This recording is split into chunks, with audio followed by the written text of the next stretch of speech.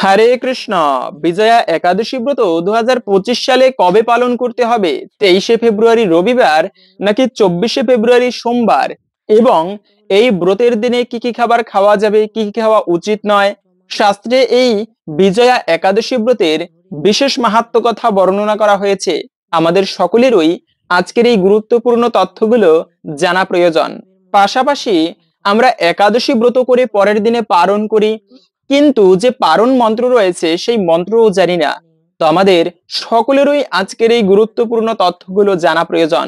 সকলকে স্বাগতম জানাচ্ছি আমাদের এই ধর্মীয় তথ্যমূলক চ্যানেলে। আমরা চেষ্টা করি এরকমই সনাতন ধর্মের ধর্মীয় তথ্যগুলোকে আপনাদের সাথে উপস্থাপন করতে, শেয়ার করতে।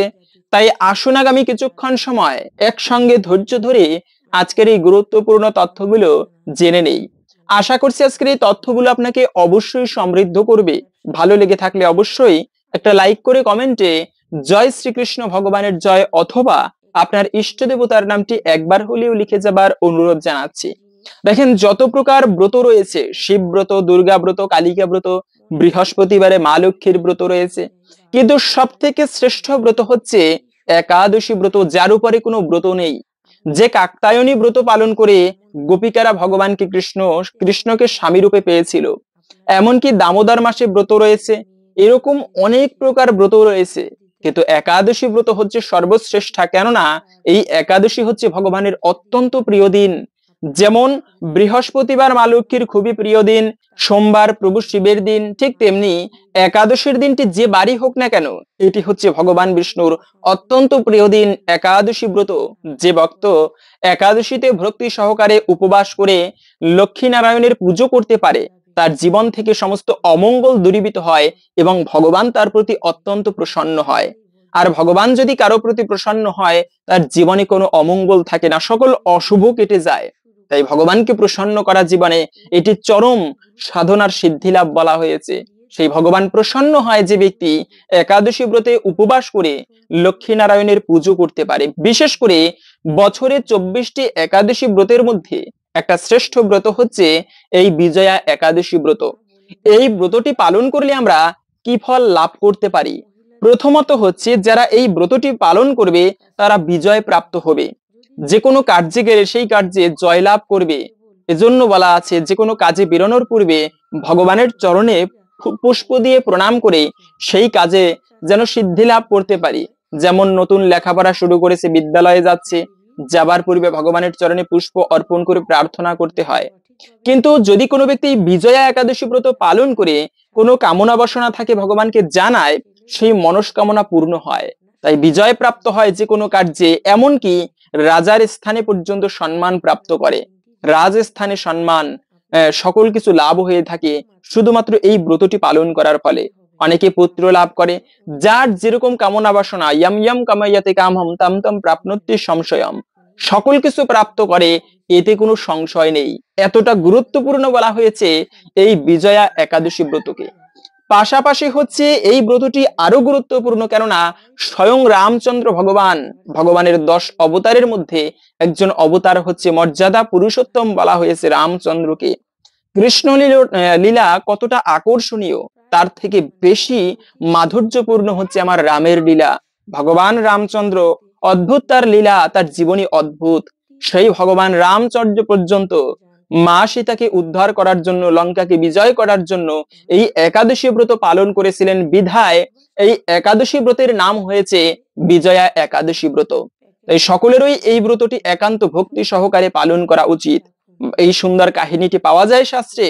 ভগবান রামচন্দ্র সেই মা সীতাকে হারিয়ে 14 বছরের বনবাসে গিয়ে মা সীতাকে হারিয়ে ফেলেছিলেন, এবং এভাবে করে সীতাকে তো নিয়ে গিয়েছে সেই রাবণ।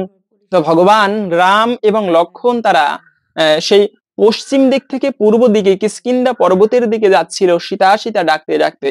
রাম তো কান্না করে না, সজল নেত্রে মা সীতাকে ডাকতেছে সীতা সীতা বলে। আর লক্ষ্মণ তিনি কান্না করে আর মা মা বলে ডাকতেছে, সীতা মা বলে।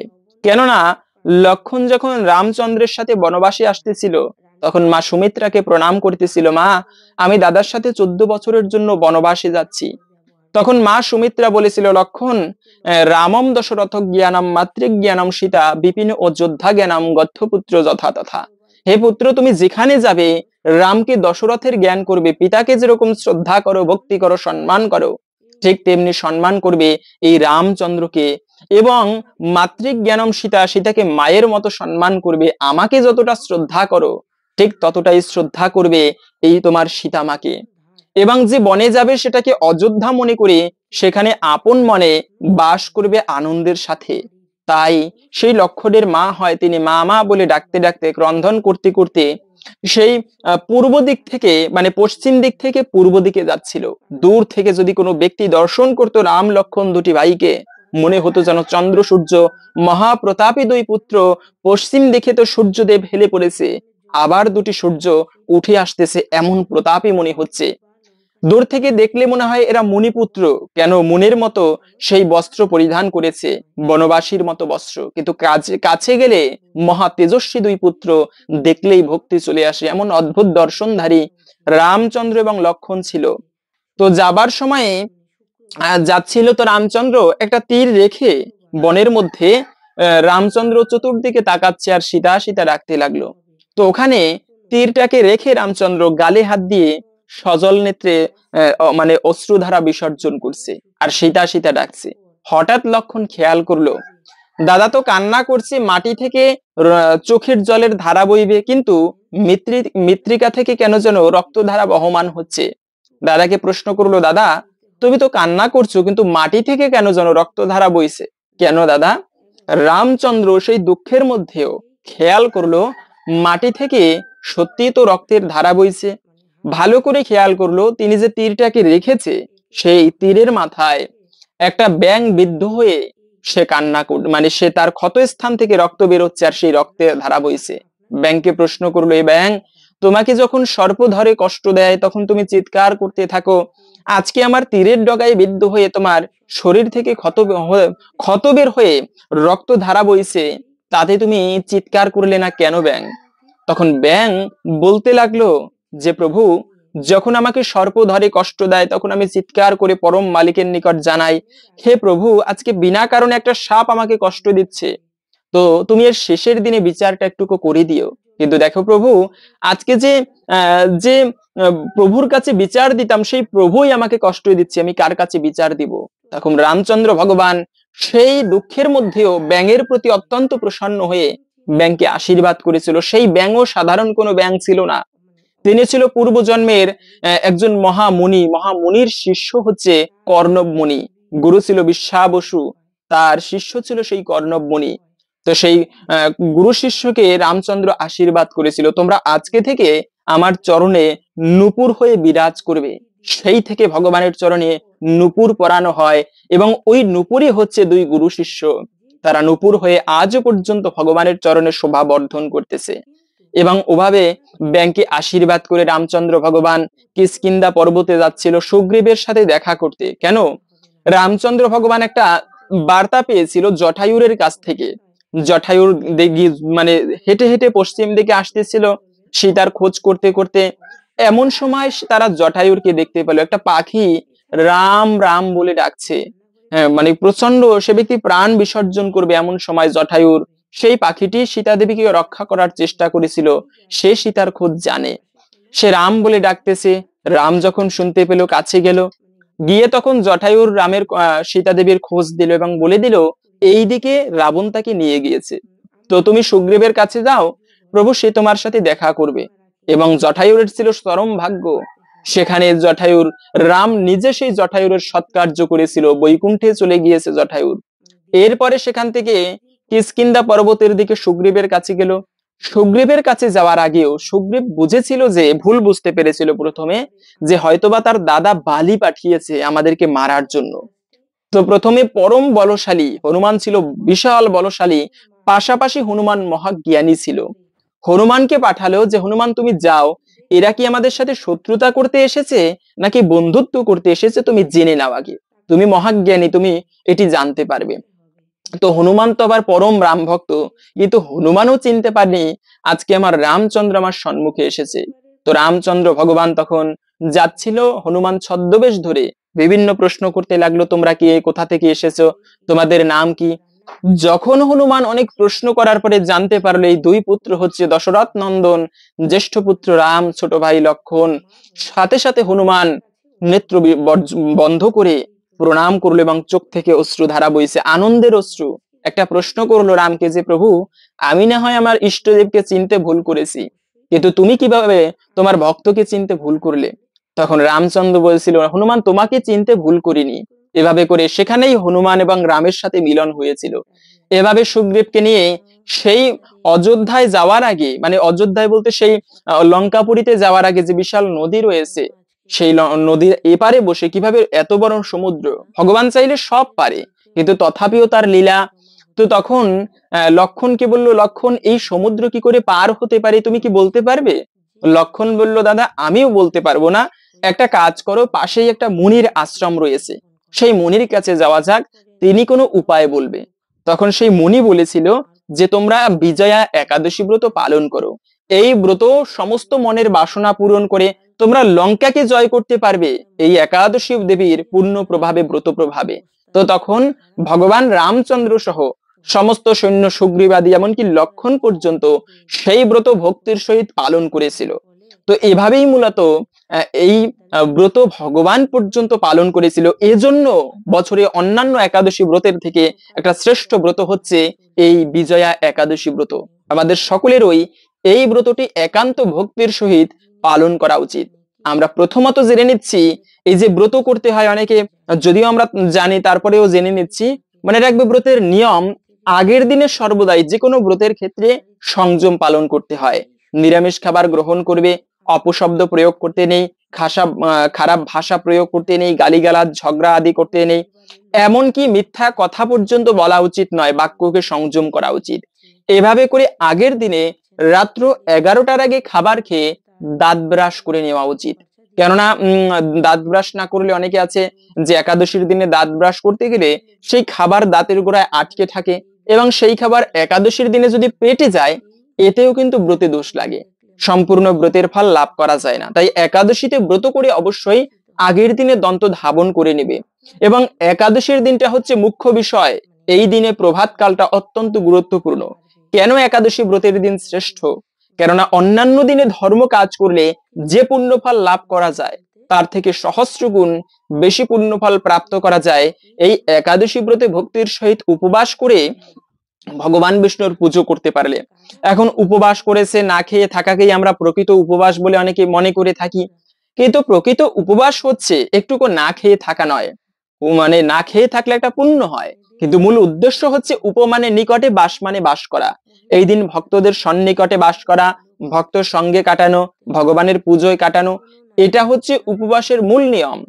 তাই একাদশীতে উপবাস করে ঠাকুর পুজোটা আবশ্যক। প্রভাতকালে যত ব্যস্ত থাকি, একটা দিন অন্তত পক্ষে চেষ্টা করা উচিত সকালবেলা ভগবানের পুজো দিতে। ইষ্টদেবের পুজো, ঠাকুর পুজো, ভগবানের পুজো ছাড়া জীবনে অন্য কিছু সাথে যাবে না।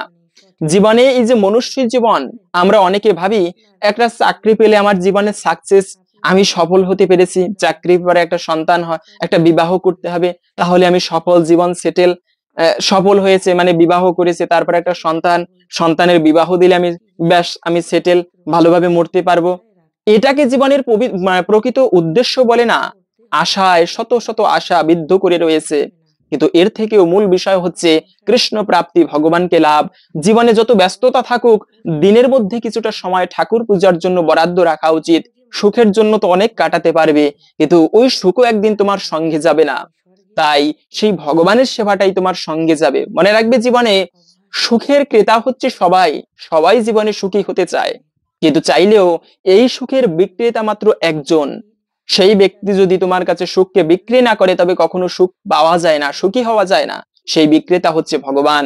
তাই তার সেবার জন্য জীবনে কিছুটা সময় কাটানো উচিত। অন্তত পক্ষে এই আগামী বিজয়া দশমীর দিনে সকলের এই উচিত ভক্তির সহিত এই বিজয়া দশমীতে ব্রত করে লক্ষ্মী নারায়ণের পুজো করা। জীবনে এতে সৌভাগ্য আসবে, যে কোনো কার্যে বিজয় প্রাপ্ত হবে। এমনকি যদি কেউ ভগবানকে লাভ করতে চান তাও পর্যন্ত লাভ করা যাবে। তাই এই দিনে মনে রাখবে প্রভাতকালে অবশ্যই শত ব্যস্ততা থাকলেও সকালবেলা ঘুম থেকে উঠে স্নান করে তারপরে ঠাকুর পুজো দিবেন। এখন অনেকে আছে ব্যস্ত স্টুডেন্ট বা বাহিরে কাজে থাকে, যেতেই হবে, কেননা জীবিকা নির্বাহ তো করতেই হবে সকলের। সেক্ষেত্রে হচ্ছে আপনারা সকালবেলা না পারলেও চেষ্টা করবেন দুপুরবেলা অথবা বিকেল বেলা যখন ফ্রি থাকবেন ওই সময় ঠাকুর পুজো করতে, কেননা ইষ্ট পুজো এটি সর্বমঙ্গলময় এই একাদশী ব্রতের দিনে। দ্বিতীয়ত হচ্ছে যে এই একাদশী ব্রতের দিনে কি কি খাবার খাওয়া যাবে, মনে রাখবি যে কোনো প্রকার ফল খেতে পারবেন। সর্বোত্তম হচ্ছে যারা উপবাসের সম্পূর্ণ ফল প্রাপ্ত করতে চান তাদের জন্য বলা হয়েছে যে কখনো উচিত নয় একাদশী ব্রতের দিনে খাবার গ্রহণ করা। সর্বোত্তম ফল যারা একাদশী ব্রতের সম্পূর্ণ ফল লাভ করতে চান তারা কখনোই একাদশী ব্রতের দিনে অন্য কোনো খাবার গ্রহণ করা উচিত নয়। তবে বিধান রয়েছে যদি নির্জলা করতে না পারেন সেক্ষেত্রে আপনারা ফলমূলাদি গ্রহণ করতে পারেন, যে কোনো প্রকার ফল খাওয়া যাবে, দুগ্ধ খেতে পারবেন। তারপরে হচ্ছে ফলমূলাদি গ্রহণ করেও যদি না হয় সেক্ষেত্রে আরো বিধান রয়েছে, আপনারা সবজি দিয়ে রান্না করে খেতে পারেন, যেমন কাঠবাদাম, কাজু বাদাম, মিষ্টি কুমড়া, মিষ্টি আলু, পেঁপে, কাঁচকলা, এগুলো আপনারা সবজি হিসেবে রান্না করে, আবার আরো কিছু সবজি রয়েছে আরো যেমন সূর্যমুখী তেল দিয়ে আপনারা রান্না করবেন, কিন্তু ভুলক্রমেও কখনো সেই সবজির মধ্যে সরিষার তেল ব্যবহার করবে না। মনে রাখবে একাদশীতে ব্রত করেন কিংবা না করেন ভুলেও কখনো পঞ্চশস্য খাওয়া উচিত নয়। যেমন ধান থেকে যত খাবার হয়, পিঠা পুলি পায়েস, এগুলো খাওয়া উচিত নয়। খিচুড়ি, গম থেকে যত খাবার হয়, বিস্কিট, কেক, পাউরুটি, আটা রুটি, এগুলো খেতে নেই। যে কোনো প্রকার ডাল, ভুট্টা, সরিষা, এমনকি কিছু শাক রয়েছে যেমন সিম, পুঁই শাক, বটবটি, ঢেঁড়স, এগুলোও কিন্তু সবজি হিসেবে রান্না করতে গেলেও এগুলো খাওয়া উচিত নয়। এটা বিশেষভাবে বলা হয়েছে, এই বিষয়টা খেয়াল রাখতে হবে। তো আপনারা সবজি রান্না করে খেতে পারেন ঘি অথবা সূর্যমুখী তেল দিয়ে, ভগবানকে ভোগ নিবেদন করে তারপরে গ্রহণ করতে পারেন এভাবে। কিন্তু অনেকে প্রশ্ন করে যে সাবু খাওয়া যাবে কিনা। হ্যাঁ, মনে রাখবে যদি সবজি খেয়েও না হয় সেক্ষেত্রে আপনারা সাবুও খেতে পারেন, কেননা সাবু একটা গাছের থেকে আসে। কিন্তু বলা হয়েছে শ্যামা চাল খাওয়া যাবে না, কেননা একাদশীতে পঞ্চরবি শস্য ভক্ষণ করলেতে সকল পাপের ভাগী হতে হয়, আর সেই পঞ্চরবি শস্যের সংমিশ্রণ থাকে শ্যামা চালের মধ্যে। তাই একাদশীতে ব্রত করে যারা শ্যামা চাল খেয়ে থাকে এরা পাপ না করেও সকল পাপের ভাগী হতে হয়, শ্যামা চালেও ব্রত ভঙ্গ হয়। সেজন্য শ্যামা চাল খাওয়া যাবে না, তবে আপনারা সাবুদানা খেতে পারবেন। পাশাপাশি হচ্ছে এই দিনে অনেকে বলে যে চা খাওয়া যাবে কিনা, বিড়ি খাওয়া যাবে কিনা। মনে রাখবে একাদশী ব্রত করে উপবাস কাকে বলে, এই দিনটি সংযত থেকে খাবার আদি গ্রহণ না করে ঠাকুর পুজো করা। আবার বলা আছে নেশা করা কখনো উচিত নয়, ঠাকুর পুজো করতে গেলে সাধনা যারা করবে কখনো তাদের নেশা করা উচিত নয়। নেশায় মানুষের সেই তপস্যা ভঙ্গ হয়। তাই একটা দিন মানুষ পারে না এমন কিছু নেই, নেশাকে ত্যাগ করা উচিত। চা, পান, বিড়ি, সিগারেট, অনেকে বলে যে আমি সব ছাড়তে পারবো কিন্তু নেশাটা ছাড়তে পারবো না। মনে রাখবে এটি কখনো মঙ্গলজনক কথা নয়। কেন নেশা করতেই হবে? একটা মানুষ নেশা না করলে বাঁচে না? অবশ্যই বাঁচে। আমি পারবো, মানুষ পারে না এমন কিছু নেই। নেশার প্রতি যারা আসক্ত, মনে রাখবে নেশাকে কমিয়ে আনতে হবে। এটা শারীরিক ক্ষেত্রেও ভালো নয়, আধ্যাত্মিক ক্ষেত্রেও ভালো নয়। তাই নেশাকে কমিয়ে আনলে এটা মস্তিষ্ক ঠান্ডা থাকে, ভালো থাকে নেশা না করলে। তাই অন্তত পক্ষে এই একাদশী ব্রতের দিনে সংযম কেন বলে, আমি একটুকু নেশা থেকে সংযত থাকতে পারবো না, একটা নেশা, একটা বিড়ি আমাকে টানতেই হবে, আমি অথচ ভগবানকে লাভ করতে চাই, এত সহজ ভগবানকে প্রাপ্ত করা না। তাই কাউকে ছোট করা নয়, তবে মূলত আপনারা চেষ্টা করবেন একাদশীর দিনে নেশা না করতে, এতেও কিন্তু ব্রতের সম্পূর্ণ ফল লাভ করা যায় না। পাশাপাশি অনেককে দেখা যায় যে একাদশী ব্রত করে, উপবাস করে, কিন্তু ব্রত করে তারপরে ঘুমায়। এই কার্যটিও কখনো করা উচিত নয়। মনে রাখবে একাদশী ব্রতের দিনে না ঘুমিয়ে ঠাকুর পুজোর জন্য কাটানো উচিত। এখন যদি আমি ব্রত করেছি, ভক্ত সঙ্গ করি না, ঘুমিয়ে কাটাই, আজে বাজে কথা বলি, বিভিন্ন জাগতিক সঙ্গ করি, ছবি দেখি, তো এগুলো কখনো উচিত নয়। এতেও কিন্তু ব্রতের সম্পূর্ণ ফল লাভ করা যায় না। আর একটা বিষয় হচ্ছে একাদশী ব্রতের দিনে উপবাস করে তারপরে যদি ঘুমানোর পরে স্বপ্নে দেখে, স্বপ্নের মধ্যেও যদি দেখে আমি খাবার খাচ্ছি পঞ্চরবি শস্য, তবেও কিন্তু সেই ব্রত ভঙ্গ হয়ে যায়। সুতরাং সাবধান, একাদশীর দিনে কখনো ঘুমানো উচিত নয়। অনেকে আছে অলস আমার মতো ঘুমায়, তো এগুলো কখনো করা উচিত নয়। পাশাপাশি হচ্ছে যে যারা অসুস্থ, এখন অনেকে প্রশ্ন করতে পারেন যে অসুস্থ যারা তাদের কি হবে, তাদের তো ঘুমাতে হবে। হ্যাঁ, অসুস্থ হলে তাদের ক্ষেত্রে ভিন্ন কথা, কেন শরীর রক্ষা করে ধর্ম, যদি নাই বেঁচে থাকে তবে শরীর ধর্ম করতে পারবে। তাই অবশ্যই যারা অসুস্থ তাদের ক্ষেত্রে ভিন্ন কথা, তারা ঘুমাতে পারবে, ওষুধ গ্রহণ করতে পারবে। বলা আছে ঔষধ ব্রাহ্মণ গুরু বাক্য, এটা গ্রহণ করা যাবে একাদশী ব্রতের দিনে। তো ঔষধ তো সেবন করতে হবে। আরো একটা বিষয় অনেকে প্রশ্ন করতে পারেন, একাদশীর দিনে ব্রত করে ঔষধ খাওয়া যাবে কিনা? হ্যাঁ, অবশ্যই ঔষধ সেবন করা যাবে একাদশী ব্রতের দিনে উপবাস করে। এবং একজন মা প্রশ্ন করেছেন যে আমি তো জানি একাদশী ব্রতের দিনে কখনো পঞ্চশস্য খাওয়া উচিত নয় এবং কাউকে দেওয়া উচিত নয়, কেননা একাদশীতে দান করা মহাপুণ্যের, দানে দ্রব্যেন শুদ্ধতি। কিন্তু সেই অন্ন দান একাদশীর দিনে, যে অন্ন দান করলে স্বর্গ প্রাপ্তি হয়ে থাকে, সেই অন্ন দান করা একাদশীর দিনে মহাপাপের বলা হয়েছে। কারণ এতে সমস্ত পাপ তারা এই সেই রবি শস্যের মধ্যে বিরাজ করে। শাস্ত্রে খুবই সুন্দর একটা কাহিনী পাওয়া যায়। এই একাদশী ব্রত স্বয়ং ভগবান শ্রীকৃষ্ণ পালন করতে, ভগবানের কি একাদশী আছে? না, তথাপিও তিনি জগতের প্রচারের জন্য এই একাদশী ব্রত নিজে পর্যন্ত পালন করেছেন। একদিন মা যশোদা তিনি ভুল করে অন্ন রান্না করতেছিলেন। তখন কৃষ্ণ গিয়ে দেখেন যশোদাও ব্রত করত, কিন্তু জানতো না আজকে একাদশী ব্রত। তখন ভগবান শ্রীকৃষ্ণ গিয়ে মা যশোদার হাত ধরলো, মা তুমি আজকে জানো না একাদশী ব্রত? মাকে বকা দিতে লাগলো, আজকে কেন একাদশী দিনে এই অন্ন রান্না করতেছো? এটি মহাপাপের, এটি আর কখনো করবে না, যাও এই অন্ন কোথাও দিয়ে আসো। তখন যশোদা দেবী পড়লেন একটা ধর্ম সংকটে, কি যে অন্ন নষ্ট করা কিন্তু মহাপাপের, এর ফলে লক্ষ্মীহানি হয়, তাই কখনো খাবার নষ্ট করতে নেই। আমিও অনেক সময় খাবার নষ্ট করি, এটি এটি আসলেই ভুলের, মাঝে মাঝে হয়ে থাকে আমার ওইরকম। তো কখনো অন্ন নষ্ট করা উচিত নয়, এটি একটা খারাপ বিষয় বলা হয়েছে, এর ফলে লক্ষ্মী দেবী রুষ্ট হয়। তো যশোদা দেবীর ধর্ম সংকটটা এমন যে একে তো অন্ন নষ্ট করা মহাপাপ, দ্বিতীয়ত হচ্ছে সেই অন্ন একাদশীর দিনে খাওয়াও মহাপাপের। তাহলে কি করবে? তখন যশোদা দেবী চিন্তা করলেন, যদি যমুনায় ফেলে দেই তখন মাছ রয়েছে তারা খেতে পারবে, বা বিভিন্ন জলজ প্রাণী রয়েছে তারা হয়তো বা খেতে পারবে, তাহলে আর অন্ন নষ্ট করা হবে না। এই ভেবে যশোদা দেবী সেই নদীর মধ্যে, যমুনা নদীতে ফেলতে গেলেন। তো যমুনায় যখন অন্ন ফেলতে গেলেন, তখন যমুনা দেবীর সাথে সাথে দেবী মূর্তি ধারণ করে উঠে এসে মায়ের কাছে ক্ষমা চাইছেন, যশোদা মা আমাকে ক্ষমা করো। কেন, কি হয়েছে? যে আজকে এই একাদশী ব্রতের দিনে আমার এই নদীতে তুমি কৃপা করে অন্ন ফেলবে না, ফেলতে পারবে না তুমি অন্ন। কেন? এই একাদশীতে আমি অন্ন গ্রহণ করব না, আমার নদী এই অন্ন গ্রহণ করবে না। তো তুমি এই অন্ন অন্য কোথাও ফেলে আসো, এই নদীতে তুমি অন্ন ফেলতে পারবে না। যশোদা দেবী কি করবেন? আর এই নদীও এই অন্ন গ্রহণ করবে না, অন্ন কি তাহলে নষ্ট হবে? এই ভেবে তিনি সেই নদীর পারে, সেই যমুনা নদীর পারে মন ভারী করে এভাবে গালে হাত দিয়ে বসে রয়েছেন। তো তখন একটা মকর মাছ আপন মনে খেলা করতেছিল, জলের মধ্যে লাফালাফি করতেছিল। মকর মাছ খেয়াল করলো, আরে যে ভগবানের মা যশোদা দেবী তিনি দুঃখিত মনে বসে রয়েছেন। কাল হচ্ছে সময়, সেই সময় হচ্ছে স্বয়ং মৃত্যুর দেবতা যমরাজ, আর সেই কালেরও যিনি কাল তিনি হচ্ছেন মহাকাল প্রভু শিব, আর তারও যিনি ইষ্ট দেবতা তিনি হচ্ছেন পরম পুরুষ পরমেশ্বর ভগবান শ্রীকৃষ্ণ, যাকে সমস্ত দেবতা থেকে অসুর সবাই ভয় করে, সমস্ত জগৎ যার বন্দনা করে, যার সেবা করে তিনি হচ্ছেন ভগবান। আর সেই ভগবানও যাকে ভয় করে তিনি হচ্ছেন মা লক্ষ্মী। মা লক্ষ্মী বলতে মা যশোদা দেবী, স্বয়ং তার মা।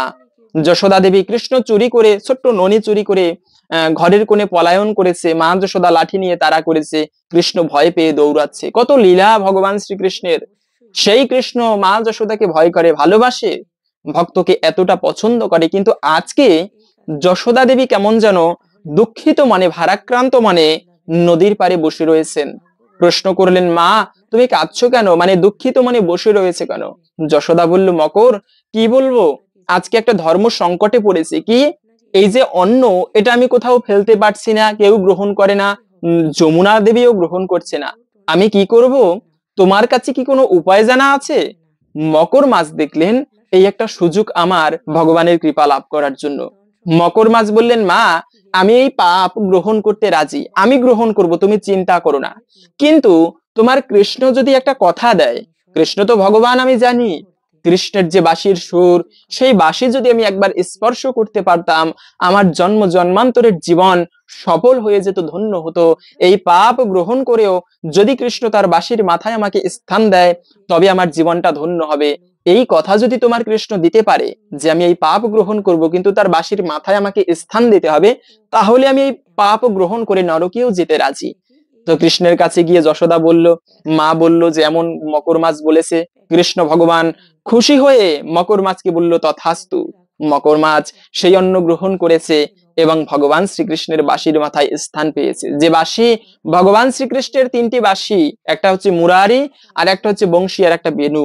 মুরালির শনি হচ্ছে ধর হচ্ছে বা স্বর হচ্ছে কিন্তু মোটা, বংশীর স্বর হচ্ছে একটু মধ্যম এবং বেনুর স্বর হচ্ছে চিকন। এত সুন্দর কৃষ্ণের বাঁশির সুর, ত্রিভুবন মোহিত হয়ে থাকতো। কৃষ্ণ যখন বাঁশিতে সুর দিত, প্রকৃতিও কৃষ্ণের সাথে তাল মিলাতো, একটা দিব্য প্রকৃতি সৃষ্টি হতো। যারা সেই বাঁশির সুর শুনতো, যে যমুনা নদী হচ্ছিল জোয়ার, কৃষ্ণের বাঁশির সুর শুনে তার গতিপথ ভুলে গিয়ে ভাটার দিকে প্রবাহিত হতো। যে বাঁশির সুর যদি কোনো গাভীর বাচ্চা শ্রবণ করতো, গোবৎস, তারা মায়ের স্তন পান করা ভুলে গিয়ে চোখ বন্ধ করে দুই নেত্র হতে অশ্রু বিসর্জন করত। যদি কোনো ব্রজ গোপিকারা, ব্রজ বধূ মাতাগণ তার বাঁশির সুর শ্রবণ করত, যে যেখানে যে অবস্থায় থাকতো সেই অবস্থায় ভগবানের কাছে ফিরে আসতো। আর ওই বাঁশির মাথায় দেখবেন একটা ময়ূরের মতো দেওয়া থাকে, ওটা ময়ূর নয়, ওটা হচ্ছে সেই মকর মাছ। যে ব্যক্তি একাদশীর দিনে এই অন্ন গ্রহণ করেও পাপের অন্ন, তিনি ভগবানের কাছে স্থান পেয়েছেন। তাই বলার উদ্দেশ্য হচ্ছে, ভগবান পর্যন্ত একাদশীর দিনে পঞ্চগ্রহ রবি শস্য গ্রহণ করতো না। তিনি জগতের প্রচারের জন্য, ভগবানের কি একাদশী আছে? নেই। তথাপিও তিনি জগতের প্রচারের জন্য একাদশী ব্রতের দিনে এটি গ্রহণ করতেন না। তাই তো স্কন্দ পুরাণের কথা, মাতৃহা পিতৃহা চৈব ভাতৃহা গুরুহা তথা একাদশান্তু ইয়ো ভূয়ক্তি বিষ্ণু লোকচ্যুত ভবেৎ। মাতৃহত্যা, পিতৃহত্যা, ভাই হত্যা সকল পাপ, ভয়ানক পাপের ভাগী হবে যে ব্যক্তি একাদশীর দিনে ব্রত না করেও পঞ্চরবি শস্য গ্রহণ করবে। আপনারা ব্রত না করলেও সবজি আদি রান্না করে খেতে পারেন, কিন্তু কদাপি কখনো উচিত নয় একাদশী ব্রতের দিনে পঞ্চরবি শস্য গ্রহণ করা। এতে কিন্তু সকল পাপের ভাগী হতে হয়। তাই অনেক মায়েরা আমাকে প্রশ্ন করেন, এরকম একজন মা প্রশ্ন করেছেন যে একাদশী ব্রতে আমি উপবাস করে যদি পরিবারের জন্য পঞ্চরবি শস্য রান্না করে দিতে হয়, ভাত আদি খাবার রান্না করে দিতে হয়, তাহলে কথা হচ্ছে এই মানে একাদশী ব্রতের দিনে এটি অপরাধ হবে কিনা, বা এই ব্রতের ফল সম্পূর্ণ লাভ করা যাবে কিনা। তো একাদশীর দিনে এমনটা যদি করা হয়, কিন্তু মনে রাখবে প্রথমত হচ্ছে একাদশীর দিনে কখনো ভুলেও পঞ্চরবি শস্য খেতে নেই। কিন্তু তারপরেও যদি পরিবারের জন্য রান্না করে দিতে হয়, সেক্ষেত্রে মনে রাখবে এটি দোষণীয় নয়। কেন? কেননা প্রথমত হচ্ছে পরিবারের সাথে মায়েদেরকে তাল মিলিয়ে চলতে হয়, না হলে পরিবারে অশান্তি হয়। তো সকলের বোঝা উচিত পরিবারে যে একটা মা একাদশী ব্রত করেছে, আজকে তাকে বিশ্রাম দেওয়া উচিত, তাকে দিয়ে ঠাকুরের পুজো করানো উচিত, অন্য কোনো কাজকর্ম না করানো ভালো। তারপরেও রয়েছে একা রান্না করতে হয়, একলা ব্যক্তি একলা মা, সেক্ষেত্রে এটা দোষণীয় নয়। অনেক সময় যদি পরিবেশ ক্রমে রান্না করতে হয়, তবে মূলত সকলের উচিত একাদশীর দিনে ব্রত করা। পাশাপাশি হচ্ছে যে খিচুড়ি খাওয়া যাবে কিনা একাদশী ব্রতের দিনে। মনে রাখবে একাদশী ব্রতের দিনে পঞ্চরবি শস্য তো ভুলেও খেতে নেই। ধান থেকে যত খাবার হয়, খিচুড়ি, পিঠা, পায়েস, এগুলো খাওয়া উচিত নয়। অনেকে যুক্তি দেখান তামসিক শাস্ত্রের অমুক শাস্ত্রে বলা আছে খিচুড়ি খাওয়া যাবে। পঞ্চরবি শস্য খেলেই সকল পাপের ভাগী হতে হয়, তাহলে কোন যুক্তিতে বলি খিচুড়ি খাওয়া যাবে? হ্যাঁ, যারা রোগী, যারা অসুস্থ, তাদের ক্ষেত্রে ভিন্ন বিষয় হতে পারে, কিন্তু কখনো উচিত নয় একাদশীতে ব্রত করে পঞ্চরবি শস্য গ্রহণ করা। তৃতীয়ত হচ্ছে অবশ্যই এই দিনে প্রভাতকালে স্নান করবে। স্নান একটা গুরুত্বপূর্ণ বিষয়, মনে রাখবে শাস্ত্রে বলা আছে মলিনে মুচনাম পুংসাম জল স্নানাম, দিনে দিনে জীবনের মলিনতা, শরীরের মলিনতা দূরীভূত হয়। এজন্য অপবিত্র হলে টয়লেটে গেলে স্নান করতে হয়, শারীরিক সঙ্গ করার পরে স্নান করতে হয়। যে ব্যক্তি এই সঙ্গ করার পরে স্নান করে না, টয়লেটে যাওয়ার পরে স্নান করে না, তাকে যে স্পর্শ করে তারও স্নান করতে হয়, এটা প্রকৃত শাস্ত্রীয় বিধান। তাই অন্ততপক্ষে একাদশী ব্রতের দিনে শুচিতা একটা গুরুত্বপূর্ণ বিষয়। শাস্ত্রে বলা আছে কলিযুগে শুচিতা পর্যন্ত মানুষের থাকবে না, ব্রাহ্মণদের পর্যন্ত থাকবে না। তাই শুচিতা থাকা উচিত, স্নান করা উচিত দৈনিক 2 বার অন্ততপক্ষে। ঠাকুর পুজোর আগে স্নান করে ঠাকুর পুজো দেওয়া উচিত। অন্ততপক্ষে একাদশী ব্রতের দিনে প্রভাতকালে শয্যা ত্যাগ করে স্নান করে ঠাকুর পুজোকে অত্যন্ত মঙ্গলময় বলা হয়েছে, যাকে শুচি হয়ে থাকা উচিত। তৃতীয়ত হচ্ছে এই দিনে ভগবানের মন্ত্র জপ করা উচিত। মনে রাখবে এই দিনটি ভগবানের দিন, তাই আমি উপবাস করেছি অথচ ভগবানের কোনো কার্য করলাম না, এতেও কিন্তু ব্রতের সম্পূর্ণ ফল প্রাপ্ত করা যায় না। তাই এই দিনে আরে যে মন্ত্র ভগবানের নাম জপ করে রত্নাকর দস্যু থেকে বাল্মীক মণিতে পরিণত হয়েছিলেন। একবার প্রভু শিবের সাধনা করেছিল একটা ভক্ত, তিনি ইচ্ছা ছিল কি আমি প্রভু শিবের সাধনা করব, সিদ্ধি লাভ করলে প্রভু শিবের কাছে আমি ধনী হওয়ার একটা বর চাইব। অনেক বছর তপস্যা করার পরে প্রভু শিব প্রসন্ন হয়েছেন, শিব এসে দর্শন দিল, কি চাও বৎস বলো, আমি তোমার সাধনায় প্রসন্ন হয়েছি। প্রভু শিবের কাছে তখন চাইলো যে প্রভু আমি যেন জগতে অনেক ধনী হতে পারি, এমন একটা বর তুমি আমাকে দাও। তো প্রভু শিব বলল ঠিক আছে তুমি ধনী হবে, কিন্তু আমি তোমাকে ধনী করব না। তুমি একটা কাজ করো, এই বৃন্দাবনে সনাতন গোস্বামী নামে একজন গোস্বামী রয়েছে, তিনি একটা কুটিরে বসে ভজন করতেছেন, তার কাছে গিয়ে বলবে যে আমাকে স্বয়ং প্রভু শিব পাঠিয়েছে, তোমার তোমার কাছে নাকি একটা পরশ পাথর রয়েছে, সেই পরশ পাথর পেলেই তুমি ধনী হবে। কেন, পরশ পাথরের সংস্পর্শে যদি লোহাও যায় তাও স্বর্ণে পরিণত হয়। তাই আজকে প্রভু শিব তাকে পাঠালো কার কাছে, সেই সাধককে পাঠালো সনাতন গোস্বামীর কাছে, যিনি রূপ গোস্বামীরও জ্যেষ্ঠ ভ্রাতা। তাই সেই সনাতন গোস্বামীকে রূপ গোস্বামীর কাছে পাঠালো, গিয়ে তখন সেই সনাতন গোস্বামীকে প্রশ্ন বলতে লাগলো যে মহারাজ আপনার নাম কি সনাতন? হ্যাঁ আমার নাম সনাতন, কে তুমি? আমি অমুক ব্যক্তি, তপস্বী, ভগবান শিব প্রভু শিব আমাকে আপনার কাছে পাঠিয়েছে, সে বলেছে আপনার কাছে একটা পরশ পাথর আছে সেটি দিতে বলেছে প্রভু শিব। ও এই ব্যাপার, শিব তোমাকে পাঠিয়েছে? আমার এই ভজন কুটিরের পেছনে দেখো একটা মানে পাতা ছাতা হয়তো বা তার কোথাও পেয়ে যাবে সেই পরশ পাথরকে। ও তো মহা খুশি, পরশ পাথর পাবে। এই খুশিতে আনন্দিত মনে পরশ পাথর খুঁজতে লাগলো, কোথায় পরশ পাথর আছে। খুঁজতে খুঁজতে অনেক নিচে মাটি, অর্ধেক মাটির নিচেও চাপা পড়েছে, পেল সেই পরশ পাথরটি। পরশ পাথর নিয়ে চলে যাচ্ছে, যাবার সময় তো মহা খুশি, আমি আজ থেকে সব থেকে শ্রেষ্ঠ ধনী হতে পারবো। যেতে যেতে তার মনে একটা প্রশ্নের উদয় হলো, আরে সনাতন গোস্বামী যে ব্যক্তি এত বড় একটা পরশ পাথর তাকেও পিছনে ফেলে রাখতে পারে তুচ্ছভাবে, তার মানে তার কাছে আরো বড় সম্পদ আছে। তখন সে ব্যক্তি বলল তাহলে আমি আরো সেই বড় সম্পদ পেতে চাই। সনাতন গোস্বামীকে গিয়ে একটা প্রশ্ন করলো, প্রভু একটা প্রশ্ন করব? হ্যাঁ বলো। আপনি এই পরশ পাথরকেও তুচ্ছ মনে করেছেন, তার মানে আপনার কাছে এর থেকেও বড় কোনো সম্পদ আছে, আমাকে সেই সম্পদ দিন। তখন সেই সনাতন গোস্বামী বলল সেই সম্পদ তুমি নিতে চাও, তবে তোমাকে আমার আদেশ পালন করতে হবে, যাও গঙ্গায় স্নান করে এসো, পবিত্র হয়ে আসো, আমি তোমাকে সেই সম্পদ দিব। স্নান করে আসলো সনাতন গোস্বামী, বলল আজকে থেকে তোমাকে আমি কৃষ্ণ মন্ত্রে দীক্ষা দান করলাম। কৃষ্ণ মন্ত্র দিল, এই মন্ত্র প্রতিদিন জপ করবে, নিঃসন্দেহে কৃষ্ণ একদিন তোমাকে কৃপা করবে এবং একাদশী ব্রত পালন করবে। শিষ্যকে এই আশীর্বাদ করেছিল এবং শিষ্য তাই করেছিল, নাম জপ করেছিল ভক্তি ভরে এবং ভগবানকে আকুল প্রাণে ডেকেছিল। আর যে নামের ফলে রত্নাকর দস্যু থেকে বাল্মীক মণিতে পরিণত হয়েছিল, সেই পরশ পাথরের থেকেও বড় সম্পদ। ঠিক যেরকম পরশ পাথর সংস্পর্শে লোহা ও স্বর্ণে পরিণত হয়, তাই আজকে মহান ভক্তের সংস্পর্শে গিয়ে সেই ব্যক্তি ভগবানের ভক্তে পরিণত হয়েছিল। তাই এই জন্য একাদশী ব্রত করা, এই নাম জপ করা, বিশেষ করে কলিযুগের যুগ ধর্ম হরিকৃষ্ণ মহামন্ত্র প্রত্যেকের জপ করা উচিত। কেন করবে না সেই নাম? যে নাম জপ করলে যদি কোনো ব্যক্তিকে বারবার ডাকবে সে রুষ্ট হয়, সে রেগে যায়, আরে বেশি বেশি ডাকে, দুই একটা ব্যক্তি কখনো রেগে যায় না, তাকে যতবার ডাকবে তত তিনি প্রসন্ন হয়, তত তোমার কাছে আসে তোমাকে কৃপা করার জন্য। তাই ভগবানের নাম বেশি বেশি ডাকা উচিত, তাকে আকুল প্রাণে। এতে ভগবান অন্তত পক্ষে এই একাদশী ব্রতের দিনে সকলেরই ভগবানকে আকুল প্রাণে ডাকা উচিত। এখন আমরা জেনে নিচ্ছি ভিডিওর মূল প্রসঙ্গ, এই বিজয়া একাদশী ব্রত কবে পালন করতে হবে। তবে তার পূর্বে শাস্ত্রে এই বিজয়া একাদশীর বিশেষ ব্রত কথা বর্ণনা করা হয়েছে, তাই এখন আমরা সেই প্রসঙ্গে জেনে নিচ্ছি। যারা ব্রত করবেন কিংবা না করবেন সকলেরই উচিত ভক্তি এবং শ্রদ্ধার সহিত এই ব্রত কথা শ্রবণ করা, এতে অনেকাংশেই এই ব্রতের ফল লাভ করা যায়। তাই আসুন আমরা আগামী কিছুক্ষণ সময় একসঙ্গে ধৈর্য ধরে এই বিজয়া একাদশীর বিশেষ ব্রত কথা শ্রবণ করি। শ্রবণম মঙ্গলম। এজন্যই সনাতন ধর্মে নববিধা ভক্তি রয়েছে, যার মধ্যে প্রথমেই হচ্ছে শ্রবণ করা। শ্রবণ করলেই ভগবানের চরণে বিশেষ ভক্তির জাগরিত হয়। আসুন আমরা আগামী কিছুক্ষণ সময় ধৈর্য ধরে এই বিজয়া একাদশীর ব্রত কথা শ্রবণ করি। এরপরে ভিডিওর মূল প্রসঙ্গ জেনে নিচ্ছি। বিজয়া একাদশী। স্কন্দ পুরাণে এই একাদশী মাহাত্ম্য বর্ণিত হয়েছে।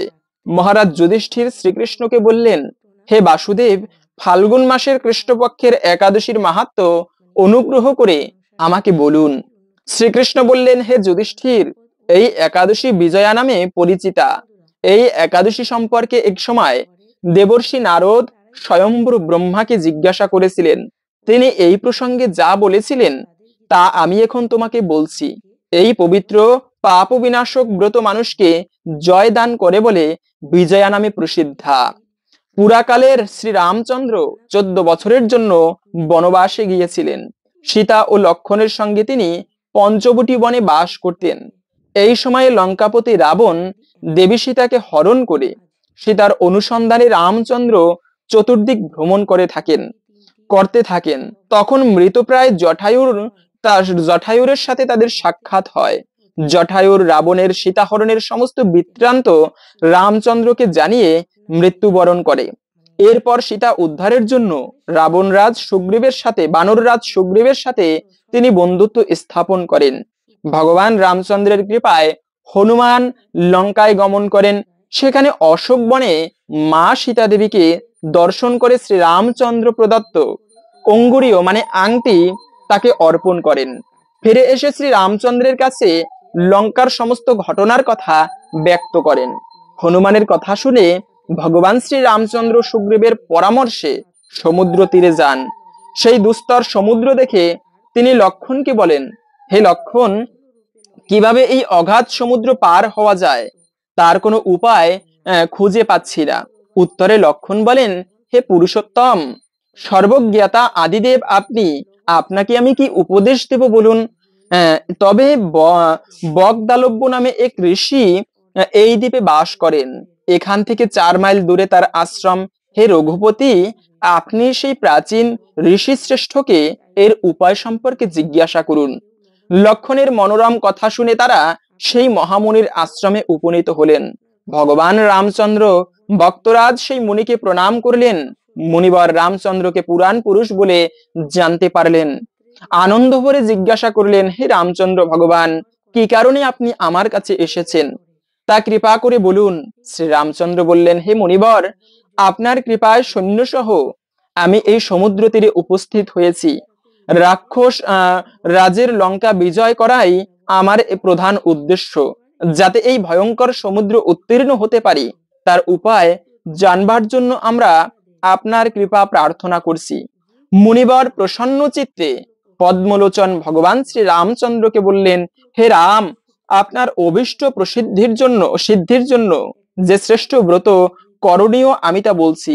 ফাল্গুন মাসের কৃষ্ণপক্ষের বিজয়া নামক একাদশী ব্রত পালনে নিশ্চয়ই সৈন্য সহ সমুদ্র পার হতে পারবেন।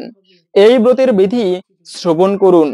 বিজয় লাভের জন্য দশমীর দিন সোনা, রূপা, তামা অথবা মাটির কলস সংগ্রহ করে তাতে জল এবং আম পাতা দিয়ে সুগন্ধি চন্দরে সাজিয়ে তার উপর সোনার নারায়ণ মূর্তি স্থাপন করবেন। একাদশীর দিন যথাবধি প্রাতঃ স্নান করে কলসের গলায় মালা চন্দন পরিয়ে উপযুক্ত স্থানে নারকেল ও গুবাক দিয়ে পূজা করবে। এরপরে গন্ধ, পুষ্প, তুলসী, ধূপ, দীপ, নৈবেদ্য ইত্যাদি দিয়ে পরম ভক্তি সহকারে ভগবান শ্রী নারায়ণের পূজা করে হরিকথা শ্রবণ কীর্তনের সমস্ত দিন যাপন করবেন। রাত্রি জাগরণ করে অখণ্ড ঘি প্রদীপ প্রজ্বলিত রাখবেন। দ্বাদশের দিন সূর্যোদয়ের পর সেই কলস বিসর্জনের জন্য কোন নদী, সরোবর বা জলাশয়ের কাছে গিয়ে বিধি অনুসারে পূজা নিবেদনের পর তা বিসর্জন দেবেন। তারপরে ওই মূর্তি বেদজ্ঞ ব্রাহ্মণকে দান করবেন। এই ব্রত প্রভাবে নিশ্চয়ই আপনার বিজয় লাভ হবে। ব্রহ্মা বললেন, হে নারদ, ঋষির কথা মতো ব্রত অনুষ্ঠানের ফলে তিনি বিজয়ী হয়েছিলেন।